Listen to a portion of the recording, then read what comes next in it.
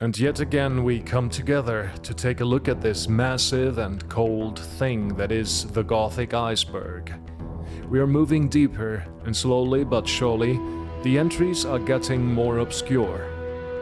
Last time I overlooked two things, I'm very sorry for that, but we are going to talk about those right away. Without further ado, let us go deeper once more to Tier 3, the Watchtower of the Old Camp.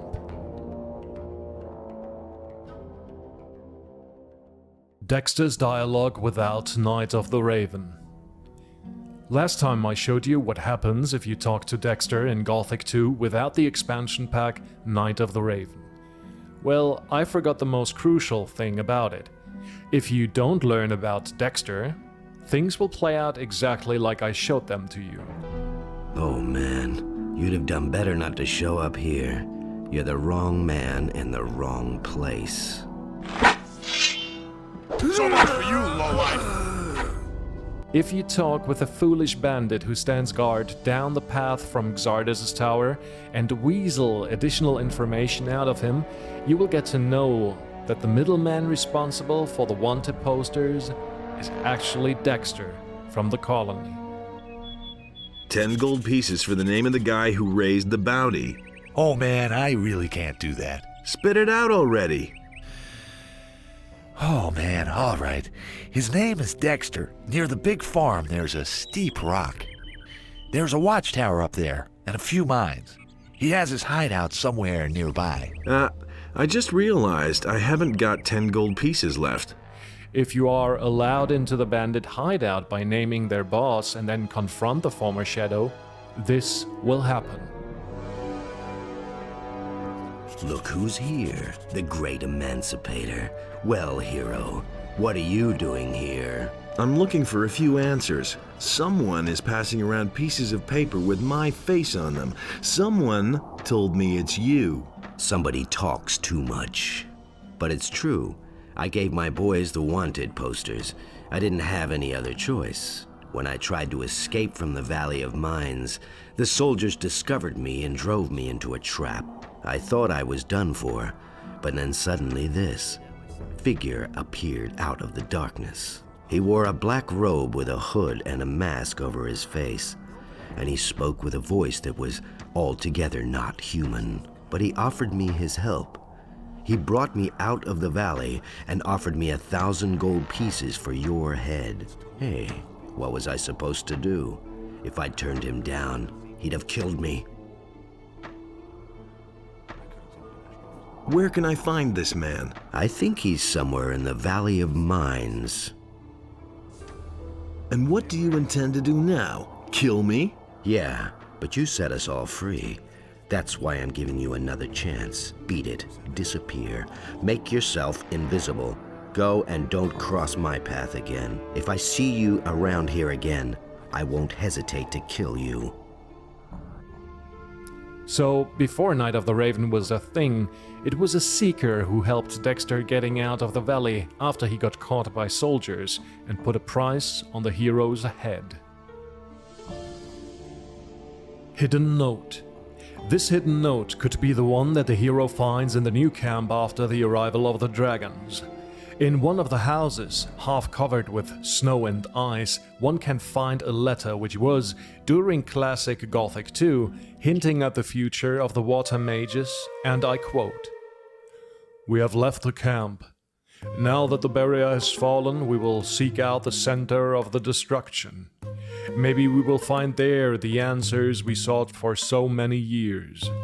Adinos alone knows where our journey will take us. Adinos is with us. Saturas." While it was an interesting read during the classic days, it raises more questions with the expansion pack in mind. What does he mean when he is talking about the center of destruction? Is he already talking about the earthquakes which emit from Jarkandar? How could they sense these while still in the Valley of Mines? Also, the line about answers that they sought for so long. What are the original questions to those? The water mages came to Khorinis to help the fire mages with the creation of the barrier, not to investigate some long-lost mystery. Or did they? Sadly, these things aren't really cleared up, not even in Gothic 3. My best guess is that this letter was written by a developer during a time where the expansion pack was still in the early stages and they didn't know about concrete plot details. Fidel Castro. This is referring to a test quest giver in Gothic 3 that developers implemented to test quests. You can spawn him by entering Marvin mode and type spawn Fidel Castro into the console. Body surf cheat. To be honest with you guys, I do not have a single clue what this is about. Obviously it's referring to one of the cheats, but I don't know. I really don't know. I asked around and nobody had a clue as well, so if you know something about it, please let me know in the comments. Thanks. Avatar of Adinos. Well, this is the theory that the hero is not the avatar of Enos, but rather an avatar of Adinos, the god of balance. This would make sense because the forces of Beliar become stronger by the day, and Enos' might diminishes in Gothic 1 and 2 significantly. Adinos then chooses the Nameless One as his champion to counter Beliar's growing influence and to finally bring balance to the Force. Wait, what? Kar in Jarkandar. Well, we already had that. Thank you. Next one. Telmon OD. Telmon is a member of the Circle of Fire, and he resides in the monastery. This entry might be hinting at the fact that Telmon wears the robe of a High Magician of Fire, the robe usually reserved for the Council. While Pyrokar, Serpentis, and Ulthar are the head of the monastery, Telmon has to spend his days in the damp darkness, guarding the vaults below the church. Maybe he once was part of the Council. Who knows? Maybe he was in cahoots with Babo. You know, the novice who is missing some important documents. Then Pyrokar found out about his mortal delights and banished him into the cellar to wipe clean his dirty mind.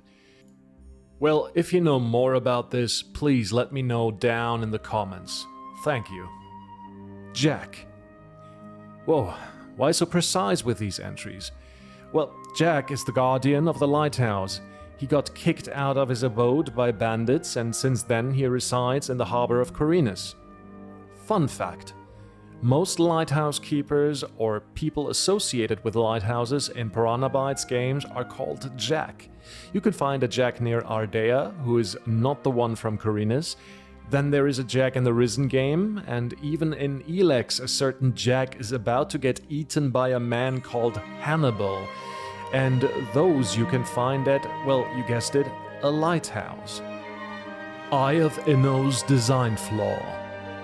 Well, to use the Eye of Enos, you need the essence of a dragon to make it work. But how did they get the first dragon heart to make the amulet usable in the first place? Yes, they had the ritual in Gothic 2, but I guess they only did that to kind of repair the gem inside. I mean, they could have had some mages who started the amulet back in the day, but I think that this is what this entry is referring to. If you know more about this, please let us all know in the comments. Orak led the attack against Fajeth. Once we return to the Valley of Mines to kill the dragons, we can find Orak right above the mining camp of Fajeth, and it seems that he is watching them. While the seemingly disgraced orc shaman observes the humans, a group of orcs is attacking the camp. Kind of a neat theory if you ask me, especially if you keep in mind that Orak behaves very differently once he knows you killed his mentor, Hoshpak. Maybe he was a double agent all the time, but what sense does it make? Did he just use us to get rid of the sleeper who cursed his brothers and enslaved his people? We might never know. Fire armor.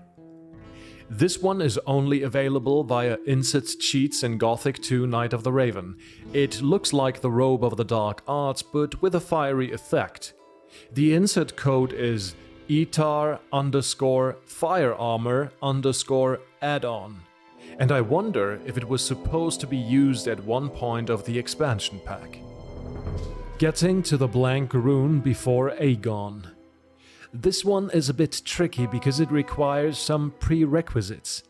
Once you got all tasks from the High Council of Fire, head off to search the blank rune. On your way, you will encounter the magical golem, the one that you usually kill with Inno's hammer that you stole from the reliquary. Just ignore the living rock and continue running. Once you reach the general area of the Black Troll, talk to Grimbald the Hunter. Hey, you! Are you waiting for someone? Not anymore. You're here now, aren't you? I've got matters to attend to. Don't talk nonsense. What can you possibly have to do here in the wilderness that's so important? What are you up to? I want to hunt the snappers up there, but I think there may be too many for me alone. Count me out on that. Then scram, coward. He wants you to join him on a snapper hunt, however, you have to decline this. Now move into the hidden cave system, and you will find the hall empty. If you leave the cave now with a runestone in your bags, Aegon will be outside, awaiting you. You found the hiding place before me. That cannot be! That must not be. I shall not permit it. They won't even find your corpse. Gothic 1 Manual Non-Canon. Well, like I said in the beginning, many things changed during the development of Gothic 1. That is why we have so many retcons today. You could find the PDF of the manual on the gothicarchive.org. In it are some interesting bits which aren't canonical anymore. The king, for example, was called Rotbar, and it describes some members of the old camp receiving visions, even though it was just Berion who later became Iberion, the leader of the Brotherhood. It is also mentioned that the water mages wanted to find out what went wrong with the barrier, but it is actually Xardus who secluded himself from his fellow mages to find out why the barrier's properties changed. Undead Dragon on Orc banner. Yeah, there is a dragon creature on the Orcish banners in Gothic too. Is that the undead one? Yeah, maybe. You can kinda see its ribcage. Well, it's up for you to decide. You may be innocent. This is a line that appears presumably in the player kit for Gothic 1. The player kit is needed to install modifications. I couldn't make it work and didn't find it, so I have no proof for this. If you have any other information, please let me know. Xardus versus Saturas in the intro. So, there is this theory that says that the narrator of the intro is actually Saturas and not Xardus, because they share the same voice actor. Can we really tell? Kind of. The narrator says, "And I was one of them." Well, since Xardus isn't part of any magic guild inside the barrier, doing his own thing, it is safe to assume that the voice is indeed that of the necromancer. To make it impossible for them to escape, the king sent out the best magicians of the kingdom to create a magic barrier around the entire valley. I was one of them. Hiding in barrels. Back in the day, it was planned that thieves play a much larger role in Gothic 1. Early on, during the development of the game, the developers thought that it would be cool to have an option to escape a situation if people went looking for you because you stole something or killed someone. The barrel was the solution for that. People are looking for you, just hide in a barrel until the commotion has died. Unfortunately, this aspect of the game was heavily toned down in the final version, but the barrels are remnants of this early idea. Talking to Quahodron, not knowing the language of the builders. So, if you are on the quest to open the gate in the Temple of Adinos, where Raven disappeared, you have to summon the ghost of the leader of the warrior caste, Quahodron. Usually by then you have learned the ancient language to read the tablets to gain additional attributes, but if you didn't do that, you might need somebody to translate for you, because you won't be able to understand the old man. Have a listen. Thorol, appear to me Porhodran, ancient leader of the warrior caste. Engla Anthani Osiri. I don't understand. Engla Anthani. Getting gold from Garand. Once you enter the Valley of Mines in Gothic 2 as a mercenary to get proof for the invasion of the dragons and orcs, and talk to Garand, the leader of the expedition in the castle, you will be sent to the dig sites to get intel about their ore production. Since you are a mercenary, you will ask him how much he is willing to pay for this excursion, and he will give you 500 gold coins. How much will you pay me for the job? I'm not used to haggling with mercenaries. Well, I guess I have no choice. I'll pay you 500 gold pieces if you take care of this mission for me. How the Ore Barons got their armors. In an interview about early designs, Mike was asked about the painting of the old Ore Baron that is hanging above Gomez's throne. He said that it depicts a lord who once oversaw the mining operations in the old camp fortress. Here is an excerpt from this interview with Mike Hoge and Flosha. Flosha? So there are 5 barons, namely the big boss, that's Gomez, right hand, left hand, foreign minister, and this grey baron. Then there is this artwork by Uwe Meyer that pretty much looks like a grey baron. That got people thinking, who is that? He isn't part of the game anymore, and this painting hangs right above Gomez's throne, but the baron depicted doesn't exist. Mike? No, the picture that you could find there, did you ever wonder where the Ore Barons got their armors from? Flosha? Yes, somebody must have lived there before. Mike? Exactly. Before the mages summoned the barrier, who lived in the castle? The Valley of Mines already existed, convicts already dug for ore, but they lived in the prisons and the mines, and the overseers lived in the castle grounds. That's why the guards wear those guard armors. These are the armors from the former overseers. And the Ore Barons too. And the picture which you can find on that wall is probably depicting that idiot that once... Flosha? Alright, so a former baron. Okay. The thing in the swamp. Deep in the swamps near the camp of the Brotherhood, we can find a very strange object. At first glance it looks like an orcish brazier, but instead of fire burning, some sort of magic is glittering above it. There are a lot of theories regarding this object. Some say it's an altar, some say it's a teleporter. Fact is, we don't know for sure, but we can find some peripheral information in the Phoenix design documents, an early version of the game that became eventually Gothic. In these documents, the fire mages speak of a swamp of forlorn souls and that nobody returns from that place with a clear mind. The water mages add that this swamp is a dark place. The masters, an early concept of the Thieves Guild, says whoever wants to hear the dead talking should seek the swamp of forlorn souls. The fact that the early documents explain that the temple in the swamp is of Orcish origin and the vicinity of the nearby Orc graveyard makes it clear that this object had clear Orcish origins. Since the connection to lost souls, it might even be that shamans used this brazier to communicate with the spirits. Jarkandar Swamp Note. There is a hidden note up on a tree in Jarkandar, an acknowledgement by the developers, them basically saying thank you to the community. Here is what it says.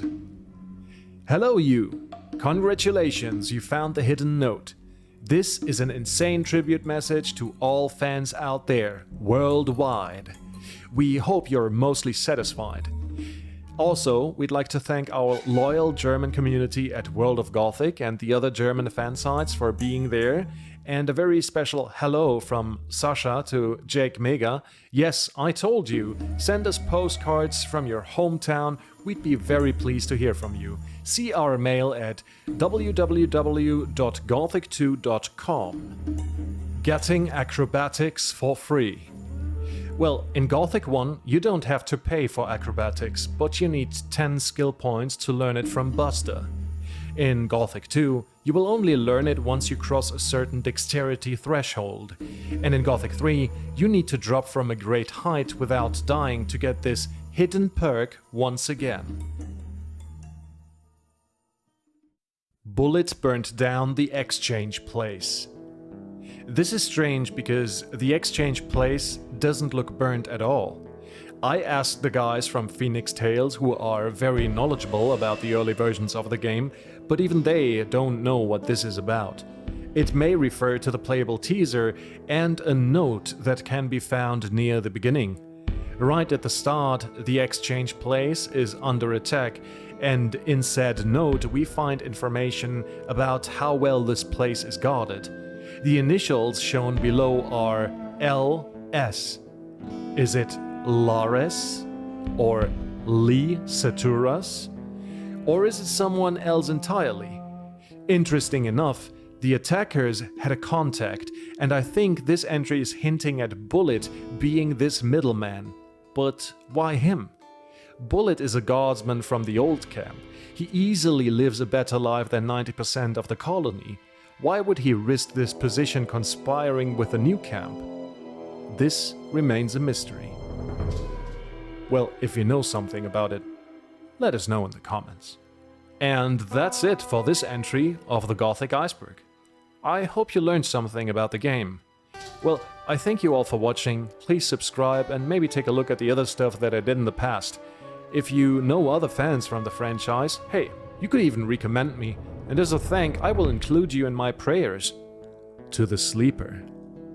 And with that said, awaken.